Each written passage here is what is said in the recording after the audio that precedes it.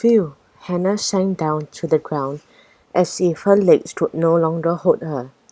Now that was scary. Bindi, Bindi joined her friend.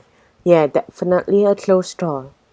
The sound of a distant engine interrupted them, and they saw a far-off headlight that were getting closer by the moment. They jumped up for a better look and called out, "Hey, over here!" They did their best to get the driver's attention. Hannah waving the wire cutter. A loudspeaker came on with a loud clatter. Her voice rang out, "Drop your weapons and freeze." In an instant they were blinded by the jeep's headlight. The girls instantly dropped the gear they were carrying. Weapons? What were they talking about? "These aren't weapons," cried Bindi. "We took this stuff from the man who broke in through the fence." The jeep screeched to a halt and two men approached the girls. It was difficult to see their faces through the glare of the high beam.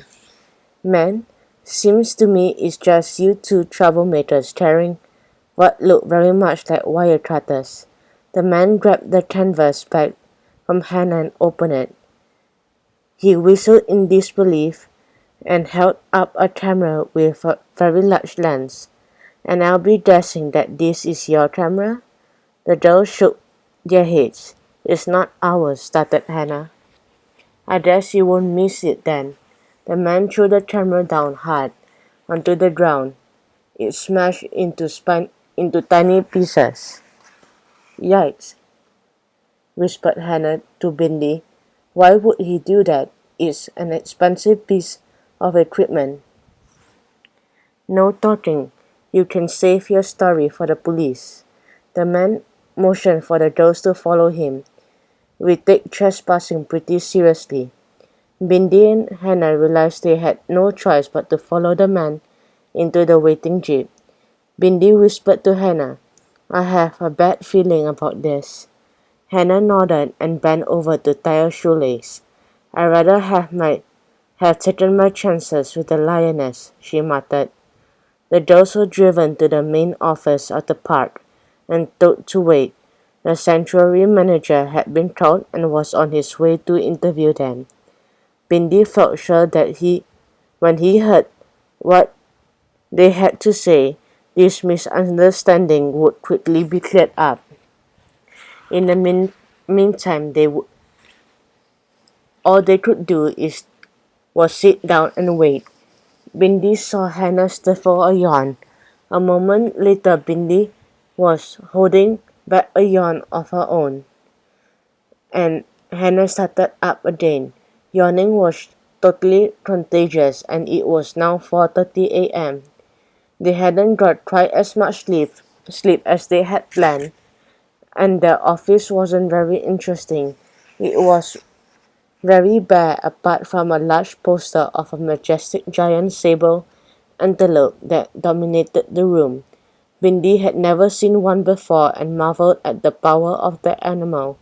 He had a beautiful shiny eyes, a muscular body, and a long sharp horns.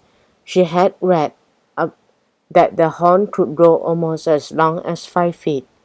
She shuddered at the thought of anyone wanting to harm them.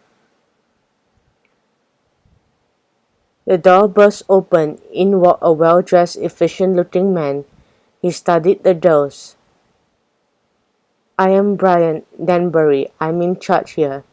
"Thank goodness," cried Bindi. "Can you please tell our moms we haven't done anything wrong?"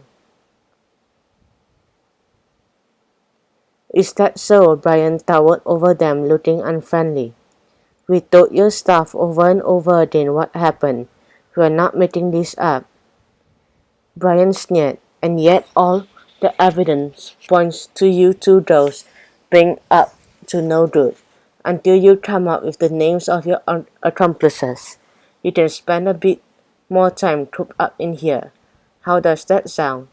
"We have told you," interrupted the man trying to break in. "We're not with them," said Bindi.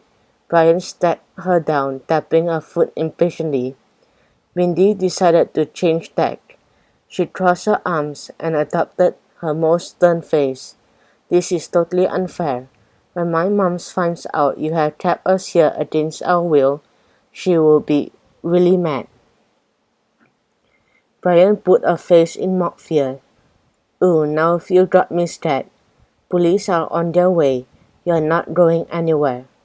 And with that he left the room, closing the door firmly behind him. The girls looked at each other as they heard the key turning in the lock. There was no doubt about it. They were being kept prisoners.